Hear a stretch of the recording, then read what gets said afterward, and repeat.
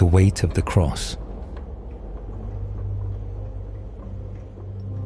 I arrived at the monastery at the edge of the world, a forlorn sentinel perched above the endless grey expanse of the sea. Its ancient stones stood jagged and defiant against the lashings of the wind, as if they themselves bore the scars of millennia. The cliffs beneath it plunged into a roaring abyss, where the waves rose and fell with the unceasing rhythm of a dying heartbeat. The air carried the salt of the ocean and the distant whisper of storms, a voice that seemed neither natural nor divine.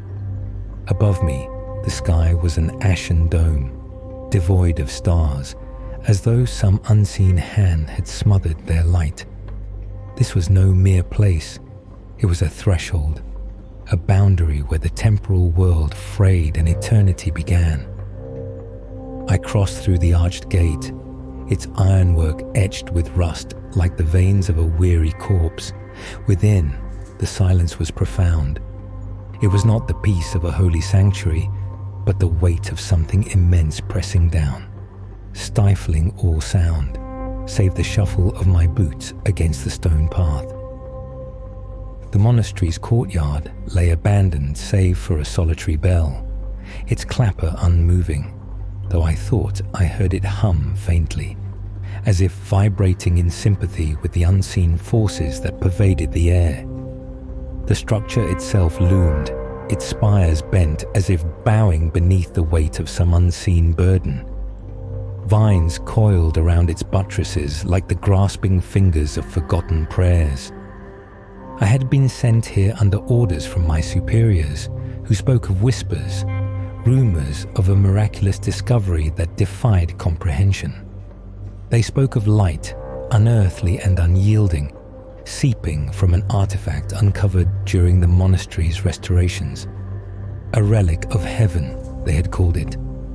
Yet, standing before this place, I felt no heaven, only the gnawing certainty that I was being watched by eyes beyond the stars.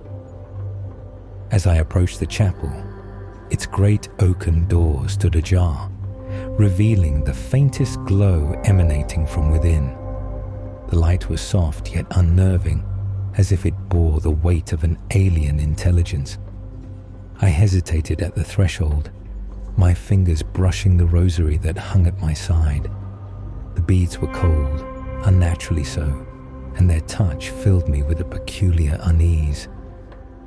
"Step forward," a voice seemed to whisper, though no mouth spoke the words. It was as if the stones themselves commanded me, resonating with the marrow of my bones. I entered. The interior of the chapel was a study in contrast. By all rights, it should have been a sanctuary, a place where divinity made its home among mortals.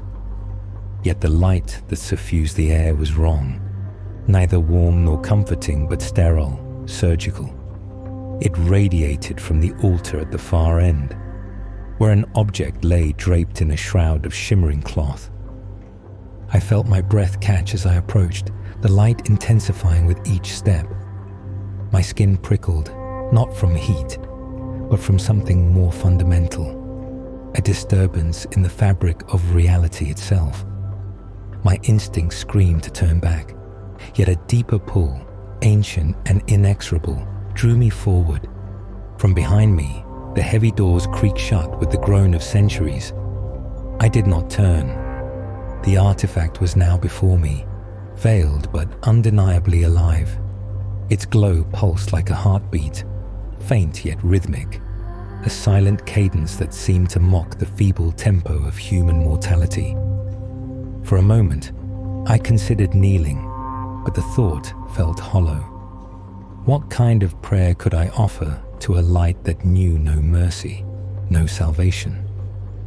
The silence was oppressive, and yet I could hear it, an almost imperceptible murmur at the edge of consciousness, as though the light itself was attempting to speak.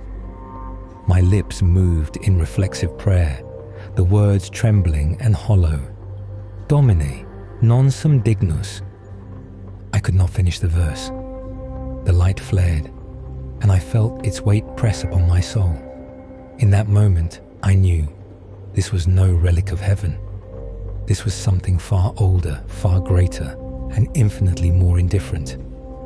I stumbled back, clutching my rosary, though the beads seemed now to burn against my palm. The light dimmed as if it had observed enough, leaving me to the chill of the chapel and the echo of its terrible silence. Somehow, I managed to turn and flee into the open air, my breaths ragged and shallow.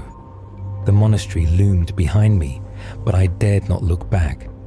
I knew, even then, that my journey had only begun, and that this place held truths I was not prepared to bear. The weight of the cross I carried felt heavier than ever, though I could not say whether it was God or something else that had placed it upon me. The morning came reluctantly, spilling pale, sickly light over the stone walls of the monastery. Clouds clung to the sky like a burial shroud, refusing to yield to the sun. I sat in the refectory, where the monks gathered for their meager meals. The air smelled of damp stone and faint incense, though neither could mask the deeper scent of decay, a reminder of time's slow, devouring hand. I had been welcomed by Brother Matthias, the abbot, with the solemn courtesy of a man too burdened for pleasantries. He was seated across from me now, his face lined with a weariness that no prayer could absolve. His hands, gnarled like the roots of an ancient tree, cradled a cup of bitter tea, though he did not drink. "You have seen it then," Matthias said at last, his voice a low rumble that seemed to rise from the earth itself. I nodded, unwilling to speak of the artifact yet. Words felt insufficient, like trying to describe the depths of the ocean with a cup of water. "I do not know what to make of it." "No one does," he replied, his gaze distant. "We were not meant to." Others shuffled in, their robes frayed and their eyes hollow. There was no joy in this place, no laughter or camaraderie. Each face bore the same haunted expression, though each seemed to carry it differently. Some clung to their rosaries as though gripping a lifeline. Others stared into the distance as if their minds had drifted beyond mortal bounds. Brother Matthias introduced me to two others seated nearby. "Brother Peter," he gestured to a man with fervent eyes that burned with a dangerous light. His hands trembled as he spoke, though whether from devotion or something darker, I could not tell. He has spent the most time in the artifact's presence. His faith is unshakable. Peter inclined his head toward me, but said nothing. His lips moved in a silent prayer, though his gaze seemed fixed on something beyond the room. "And this," Matthias said, his tone shifting, "is Brother Alaric." Alaric, a man whose sharp features mirrored the cutting precision of his words, regarded me with thinly veiled suspicion. His dark eyes darted toward the abbot before returning to me. "Another visitor sent to ponder the light," he said with a faint sneer. "How many will they send before they realize it is no miracle?" "Alaric," Matthias warned, though the rebuke was soft. "This is no time for discord." "No," Alaric replied, his voice cold. "This is precisely the time for it. Discord is the only honest thing left in this place." Peter's head snapped toward Alaric, his expression twisting with indignation. "You blaspheme in the house of God," he hissed, his trembling hand gripping his rosary tighter. "The artifact is a sign. It is proof of his divine will." "It is proof of nothing," Alaric countered sharply. "Or perhaps proof that what we call divine is far colder than we imagined." Their words hung in the air, heavy with tension. Matthias raised a hand to silence them, though his own voice carried none of the authority it once might have. "Enough. This is not why we gather." I watched the exchange in silence, noting the cracks in their faith, each fracture revealing something raw and human beneath. These men had been drawn to this place by the same hope or fear that now consumed me. Yet the artifact had not united them. It had divided them, turning faith into a battlefield. As the meal continued, Matthias leaned closer to me. "Be cautious," he murmured. "The artifact tests us all in different ways. Peter sees in it the hand of God, and he clings to that belief with all his might. Alaric sees only emptiness, and he is unmoored by it. Neither path is safe." I nodded, though the warning settled uneasily in my heart. "And you, Brother Matthias, what do you see?" He hesitated, his eyes drifting toward the chapel, where the artifact lay waiting like a patient predator. "I see only light," he said softly, "but I feel its weight, and I fear what it carries." The day passed slowly, the hours stretching thin under the monastery's oppressive stillness. I walked its corridors, listening to the faint whispers of wind and the creak of ancient wood. Each corner seemed to hold its own shadowed secret, and I found myself avoiding the chapel, though its pull was constant. That night, as I prepared to sleep in my sparse chamber, I heard the faint hum again, the same sound I had noticed in the courtyard the night before. It was softer now, almost like the murmur of prayer, though its cadence was strange, alien. I rose and opened the door to the hallway, but it was empty. The hum persisted, faint yet insistent, drawing me toward the chapel. My heart quickened, and my fingers sought the rosary at my side. The artifact waited. It always waited. The chapel was silent when I entered, yet it was a silence that carried weight, dense and oppressive. The glow of the artifact seeped through the dimness, bathing the altar in its spectral light. Shadows played across the walls, moving unnaturally, as though the light bent reality in ways unseen. I approached cautiously, my footsteps soft against the stone floor. The air grew heavier with each step, pressing against my chest like an unseen hand. My breathing grew shallow, though I could not tell if it was the weight of the air or the dread that rose within me. The artifact rested at the altar's center, veiled in a shimmering cloth that seemed to ripple faintly, as if stirred by a breeze that did not exist. Its glow was neither warm nor cold, but sterile, clinical, and disturbingly alive. I hesitated, the rosary in my hand trembling. My mind raced with questions, each one more futile than the last. Was this truly a relic of God, a gift to his children? Or was it something else entirely, something that no scripture had ever dared to describe? "Domine, dirige me," I whispered, the words catching in my throat as though even prayer faltered in this place. I reached out and pulled the cloth away. The artifact was a crucifix, but not one I recognized. Its form was warped, its edges jagged as though forged in a moment of violence. The wood appeared scorched, its surface etched with intricate, alien patterns that seemed to shift under the light. The figure of Christ hung twisted upon it, his face obscured by the glow, yet his pose spoke not of sacrifice, but of something deeper, more ancient, a suffering that transcended the mortal and the divine. As I gazed upon it, the light flared, filling the chapel with a radiance so pure and blinding that I staggered back, shielding my eyes. The air seemed to hum with a frequency that resonated within my skull, a sound that was not sound but knowledge forced into my mind. Visions overwhelmed me. I saw stars collapsing into blackened voids, their deaths silent and eternal. I saw vast shapes moving between galaxies, their forms too immense to comprehend. The universe unraveled before me, a tapestry frayed at its edges, each thread snapping with a cold indifference. And then came the voice. It was not a voice in the human sense. There was no sound, no syllables. It was an intrusion, a thought that was not my own, carving itself into my mind like a chisel upon stone.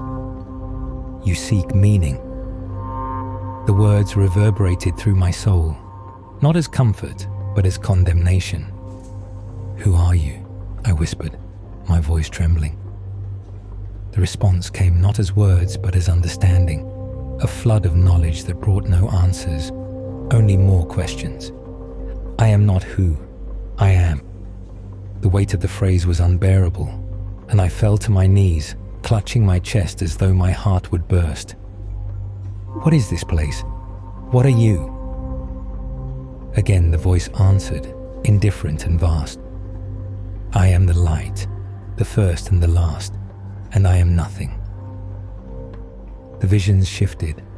I saw humanity as a speck of dust in an infinite expanse, our struggles and triumphs reduced to faint ripples upon an endless ocean. There was no plan, no purpose, only existence, cold and uncaring. The crucifix flared once more, and I saw him, the figure upon the cross.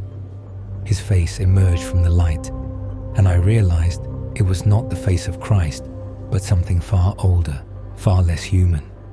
His eyes burned with knowledge too great for comprehension, and his mouth opened as if to speak, but no sound came forth, only silence. I screamed, though I could not hear my own voice. When I awoke, I was lying on the cold stone floor of the chapel, the cloth once again covering the artifact. The light had dimmed to a faint pulse, as though it had retreated into itself. I staggered to my feet, my body trembling, and fled the chapel without a backward glance. The monastery was quiet, the corridors empty, yet I felt the weight of unseen eyes upon me. In my chamber, I sat for hours, unable to pray, unable to think. My rosary lay abandoned on the table, its beads as cold as death. I had sought meaning in the artifact, a glimpse of the divine. What I found instead was an abyss, a truth so vast and indifferent that it rendered all faith hollow. But worse than the truth was the silence that followed. The morning brought no reprieve from the weight that pressed upon my soul. The monastery seemed quieter than before, the silence now oppressive, as if the walls themselves were conspiring to keep secrets buried. I moved through the halls in a daze, the visions from the night before still etched into my mind like the scars of a deep wound. In the refectory, the monks gathered, though the air between them was tense and fractured. Their faces, once merely weary, now carried a haunted pallor, as though the artifact's presence had begun to seep into their very beings. Brother Matthias sat at the head of the table, his hands folded before him. He greeted me with a nod, but did not smile. Beside him sat Brother Peter, his eyes burning with fervor, and Brother Alaric, who wore his skepticism like a shield. "It speaks, doesn't it?" Peter asked abruptly, his voice sharp as a blade. "You've heard it, haven't you?" I hesitated, my words caught in my throat. How could I describe what I had experienced? The light, the visions, the voice that was not a voice. It defied explanation, as though my mind itself had rebelled against the truth. "I heard something," I admitted finally. But it was not what I expected. Peter leaned forward, his rosary clenched tightly in his hand. "It is God's voice," he said with conviction, "a revelation of his divine will. We are chosen to witness it, to understand it." "Understand it?" Alaric scoffed, his dark eyes narrowing. "How can you claim to understand something that unravels the very fabric of your mind? It is no voice of God. It is a mockery, a blight upon our sanity." "It is faith that you lack," Peter retorted, his tone brimming with disdain. You look at the artifact and see emptiness because your soul is empty, but I see truth. Alaric's laughter was bitter, cutting through the air like broken glass. Truth? What truth have you found in that light, Peter? That we are nothing? That God, if he exists, cares no more for us than we do for ants beneath our feet? Enough! Matthias's voice rose, sharp and commanding. It was the first time I had seen him lose his composure, and the suddenness of it silenced the room. He turned to me, his expression heavy with expectation. And you, Father, what did you see? All eyes turned to me, and I felt their weight like the gaze of the artifact itself. I hesitated, my mind grasping for words that would not come. I began, my voice faltering. I saw a light that revealed more darkness than I could have imagined. I heard a voice that spoke of existence, but not of meaning. If it is God, then he is not the God we were taught to worship. Peter's face twisted in horror, as though I had uttered the gravest blasphemy. How dare you speak so? You doubt him after hearing his voice. I do not doubt what I heard, I replied softly, but I doubt what it means. If that light is divine, then it is a divinity I cannot understand. It is too vast, too indifferent to be the God of our prayers. Peter rose from his seat, his hands trembling with rage. You blaspheme in his presence. You question his will. And what will is that, Peter? Alaric interjected, his voice cold and sharp. To create a universe without purpose, to leave us adrift in an ocean of chaos. If that is his will, then it is no will at all. It is an accident. Matthias slammed his hand against the table, silencing them once more. This arguing serves no one, he said, his voice heavy with weariness. The artifact tests us all, each in our own way, but we must not let it divide us. The silence that followed was thick with tension, broken only by the distant hum that seemed to emanate from the very walls of the monastery. I glanced toward the chapel, where the light pulsed faintly, as though watching us, listening. That night, I sat alone in my chamber, staring at the crucifix on the wall. Its familiar shape now seemed alien to me, a relic of a faith that had been shaken to its core. The words of my prayer faltered, my lips moving without conviction. My God, why have you forsaken me? The question lingered in the stillness, unanswered, and yet I could not stop asking it. The chapel called to me again the next night. The light pulsed faintly behind the closed doors, a rhythmic thrum that resonated in my chest, as though my very heart had fallen into step with its alien cadence. Despite the weight of my fear, I found myself standing before the doors once more, unable to resist its pull. The monastery was quiet, the halls empty. Not even the restless shuffle of the other brothers disturbed the stillness. I felt utterly alone, though the air around me hummed with a presence that refused to be ignored. With trembling hands, I pushed the doors open. The light was stronger this time, no longer confined to the altar. It spilled out like water, pooling across the stone floor and climbing the walls in twisting, fluid patterns. It seemed to move with intent, as though alive, as though it were watching me. I approached, each step heavier than the last. The air thickened, pressing against my chest like a physical force. My vision swam, and I clutched the edge of a pew to steady myself. The artifact stood uncovered, its cruciform shape now fully illuminated. The patterns etched into its surface writhed like living things, shifting and flowing in defiance of logic. The figure upon the cross seemed to move as well, not in the natural way of flesh, but as though the wood and light conspired to create the illusion of motion. I knelt before it, not in reverence but in submission, unable to stand against the weight of its presence. My head swam with fragments of prayer, though none felt sufficient. Then the visions began. I was no longer in the chapel. The world around me dissolved into light, and I found myself suspended in an endless void. Stars bloomed and died in rapid succession, their lifetimes compressed into fleeting moments. I saw galaxies spiral into oblivion, consumed by black holes that yawned like the mouths of ancient gods. From the void emerged shapes too vast and alien to comprehend. They were not creatures, nor were they machines. They were something else entirely, their forms shifting and incomprehensible, as though they existed beyond the constraints of geometry. One of them turned toward me, or perhaps it had always been watching. Its gaze was not of eyes, but of something deeper, a perception that pierced through every layer of my being. "You seek meaning," the voice returned, though it was not a voice but a presence, immense and indifferent. "What are you?" I asked, though the words felt feeble, lost in the immensity of the void. "I am the architect," it replied, though the term felt insufficient, as though it were a shadow of a much greater truth.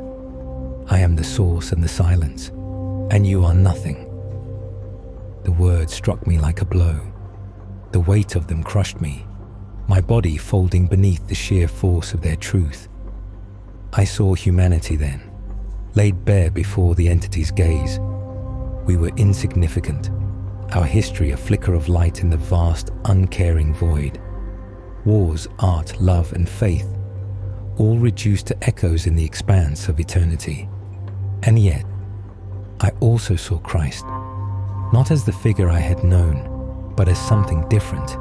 He hung upon the cross, his face obscured by shadow, his body consumed by the same light that emanated from the artifact. His suffering was eternal, an act of defiance against a cosmos that offered no mercy, no purpose. The entity seemed to mock the image. "He bore the weight of the cross," it said, its voice devoid of malice, yet filled with finality. "But the cross is meaningless. He is meaningless. You are meaningless." "No," I whispered, though my voice was weak, trembling. "There is meaning. There must be." The vision shattered, and I was thrown back into the chapel. When I awoke, I was sprawled on the cold stone floor, the artifact's glow now dim, as though it had retreated after revealing its truth. My body trembled, and my mind felt fractured, as though the visions had left cracks that would never heal. I stumbled to my feet and fled, the sound of my footsteps echoing through the empty monastery. The light still pulsed faintly behind me, its rhythm now embedded in my soul. In my chamber, I sat in the dark, staring at the crucifix on the wall. The figure of Christ now seemed distant, alien. I could not pray, could not think. The visions had shown me the truth, and the truth was unbearable. The monastery had become a tomb. Its halls, once filled with whispered prayers and shuffling footsteps, now resonated with an unholy silence. The brothers had retreated to their chambers, or perhaps to places beyond even my searching eyes. I passed closed doors and unlit corridors, sensing only absence. The artifact's presence had grown oppressive, its light spilling faintly into the hallways like a tide encroaching on a crumbling shore. I knew where it was, knew its pull, yet I resisted. My mind was fraying, unraveling under the weight of what I had seen. But I could not avoid the inevitable. I found Matthias in the refectory, sitting at the long table where we had once gathered. His head rested on his folded arms, and for a moment I thought he was praying. Then I saw the stillness of his form, the pallor of his skin. His rosary lay coiled beside his hand, the beads worn smooth by decades of devotion. A cup of tea sat before him, untouched and cold. I reached out, my hand trembling, and touched his shoulder. His body shifted unnaturally, limp and lifeless. His face, when it turned toward me, was a mask of peace, but it was a peace carved by despair, not grace. On the table before him, scrawled in ink that bled into the grain of the wood, were his final words: "The weight is too great." Brother Peter was next. I found him kneeling before the chapel doors, his head bowed low. At first, I thought he was deep in prayer, but as I approached, I saw the blood pooling beneath him. His back was a latticework of raw, open wounds, his flesh flayed by the whip that still hung loosely from his hand. He had embraced the suffering of the cross with such fervor that it had consumed him. His final act was a prayer, though his lips had fallen silent, his body swaying gently as though caught in the artifact's rhythm. I stepped past him, my feet carrying me forward as if I had no will of my own. The chapel doors loomed before me, heavier than they had ever been. I pushed them open, and the light spilled out, brilliant and alive. It flooded the room, illuminating every corner, every crevice, until the shadows had nowhere left to hide. The artifact stood unveiled, its radiance now pulsing with a rhythm that matched the frantic beating of my heart. The cruciform shape seemed larger, its jagged edges cutting through the air like a blade. The figure upon it writhed, its form shifting between the familiar and the alien. The monastery was empty. The silence had grown deafening, filling every corner with an oppressive stillness. The brothers were gone, their lives claimed by despair or devotion, two sides of the same coin. Even the wind outside had stilled, as if the world itself held its breath. I wandered the halls, my steps echoing through the stone corridors. The visions still clung to me. Their images burned into my mind like an afterimage of a too bright light. The truth the artifact had revealed was vast and unyielding, a truth that had no place for me, or for anyone. I found myself in the chapel again, though I could not recall the act of entering. The artifact still stood upon the altar, its glow diminished but persistent, like an ember refusing to die. It no longer felt like it was watching me. It simply existed, its presence indifferent to my struggle. I knelt before it, not out of reverence, but because my legs could no longer bear the weight of what I carried. My rosary hung limp in my hand, its bead smooth and cold. I let it fall to the floor. "Why?" I whispered, though the word felt futile. "Why show me this?" The artifact gave no answer, yet the silence itself seemed to reply. There was no why. There was no reason. There was only the light and the truth it carried. I thought of Matthias, Peter, and Alaric, each of them undone by the artifact's presence. Matthias had sought to carry the weight and been crushed beneath it. Peter had embraced the suffering of the cross, believing it would lead him to salvation, only to find emptiness. Alaric had rejected it entirely, yet even his rebellion had left him hollow. And now I stood at the same precipice, the same choice yawning before me like an open grave. The artifact flared faintly, as though acknowledging my presence. I stared into its light, its pattern shifting and incomprehensible. The figure upon the cross seemed to look back at me, its gaze neither kind nor cruel. Its face bore the weight of eternity, an expression that defied human understanding. In that moment, I understood. The cross was not a symbol of salvation. It was a burden, a weight that could never be lifted, only borne. The figure upon it was not a savior, but a reflection of all who had come before, each carrying the same impossible burden, each breaking beneath it. And yet, I knew I had a choice: to carry it or to let it crush me. I rose slowly, my knees trembling but resolute. The artifact's light dimmed further, as though it too waited for my answer. I turned and left the chapel, the weight still pressing upon me but no longer unbearable. I had seen the truth, and I had accepted it. The world was cold and indifferent, and so was God. But meaning was not something given. It was something created, even in defiance of the void. I returned to my chamber and found the rosary where I had abandoned it. I picked it up, its beads warm now, as though they had absorbed some fragment of my resolve. Sitting at the small desk, I lit a candle and began to write, the words spilling forth as though they had waited for this moment. I wrote not of despair, but of choice, not of meaninglessness, but of the act of creating meaning in the face of the void. The cross was heavy, yes, but it was mine to carry, and in carrying it, I defied the silence.